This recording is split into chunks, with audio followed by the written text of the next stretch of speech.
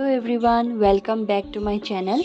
আজি আপোনালোকৰ ওচৰলৈ ধুনীয়া ফ্লাৱাৰিং প্লান্ট এজোপা লৈ আহিছোঁ। এইজোপাৰ নাম হৈছে পেনজি। দেখিবলৈ পকিলাৰ নিচিনা হোৱাৰ বাবে বাটাৰফ্লাই প্লান্ট বুলিও ইয়াক জনা যায়। পেনজিৰ গুটি বা পুলি আনি আপোনালোকে লগাব পাৰে।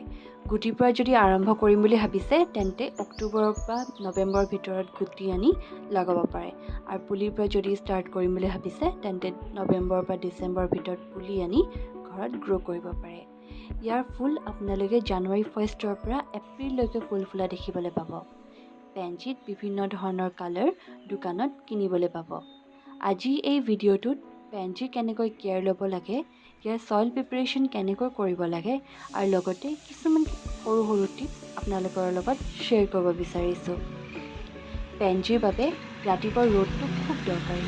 ৰাতিপুৱা 2 পৰা 3 ঘণ্টা ৰ'দ পৰিলেই ইয়াত যথেষ্ট হৈ যায়। ইয়াৰ পটিং মিক্সটো খুব মিহি ধৰণে বনাব যাতে পানী দিয়াৰ লগে লগে ড্ৰেইনেজ হোল দি পানী একেবাৰে ওলাই যায়। সেইবাবে আপোনালোকে ইয়াত ব্যৱহাৰ কৰক 40% নৰ্মেল গাৰ্ডেন ছইল, 30% বাৰ্মি কম্পোষ্ট বা শুকান গোবৰ, 20% কোকোপিট আৰু লগতে 10% বালি বা পাৰ্লাইট। কোকোপিট দিয়াৰ বাবে মাটিটো মিহি হয় আৰু লগতে মইষ্ট হৈ থাকিব, যিটো পেনজিৰ বাবে খুব দৰকাৰী। পটটোত পানী ৰৈ যোৱাটো একেবাৰে ভাল নাপায়, সেইবাবে পানী চাইহে দিয়ক। কিন্তু মাটিটো মইষ্ট থকাটো খুব প্ৰয়োজনীয়, সেইবাবে মাটিটো শুকাই যাবলৈ নিদিব। ফাৰ্টিলাইজাৰ হিচাপে কেমিকেল ফাৰ্টিলাইজাৰ যদি ব্যৱহাৰ কৰিম বুলি ভাবিছে তেন্তে বেলেঞ্চ NPK 19-19-19 দিব পাৰে। আধা স্পুন NPK 1 লিটাৰ পানীত মিক্স কৰি স্প্ৰেও কৰিব পাৰে আৰু লগতে পানীত ডাইৰেক্টো দিব পাৰে। অৰ্গেনিক ফাৰ্টিলাইজাৰ হিচাপে আপোনালোকে মাষ্টাৰ্ড কেক পাউডাৰ বুলি দোকানত কিনিবলৈ পাব। তাৰে 100 গ্ৰাম মাষ্টাৰ্ড কেক পাউডাৰ 10 বা 12 লিটাৰ পানীত 3 দিন তিয়াই থওক, তাৰপাছত ইউজ কৰিব পাৰে। ইয়াৰ পুলি লগোৱা 1 মাহ হোৱাৰ পাছতহে এইবোৰ ফাৰ্টিলাইজাৰ ইউজ কৰক। যেতিয়াই ফাৰ্টিলাইজাৰ দিব তাৰ আগত চেক কৰি ল'ব যাতে মাটিটো শুকান হৈ থাকে।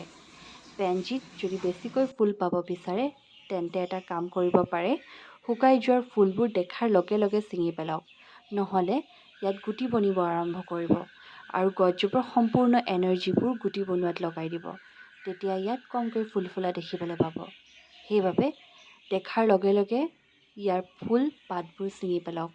তেতিয়া দেখিব নতুন নতুন ডাল ওলাই আহিছে আৰু গছজোপা জোপোহা হৈ উঠিছে। বেমাৰ ইয়াত তেনেকৈ সোনকালে নালাগেই, কিন্তু ফাংগাছৰ প্ৰব্লেম ইয়াত দেখিবলৈ পাৰে। সেইবাবে ফাংগাছৰ পৰা বাচিবলৈ বেয়া হৈ যোৱা পাত আৰু ফুলবোৰ ছিঙি পেলাওক। লগতে ফাঞ্জিচাইড হিচাপে চাব ফাঞ্জিচাইড ইউজ কৰিব পাৰে। আৰু এফিডছৰ প্ৰব্লেম যদি ইয়াত দেখে তেন্তে নিম অইল ব্যৱহাৰ কৰিব পাৰে। আশা কৰোঁ আজিৰ ভিডিঅ'টো চাই আপোনালোকে ভাল পাইছে। যদি ভাল পাইছে লাইক, শ্বেয়াৰ, কমেণ্ট কৰিব নাপাহৰিব। থেংক ইউ ফৰ ৱাচিং।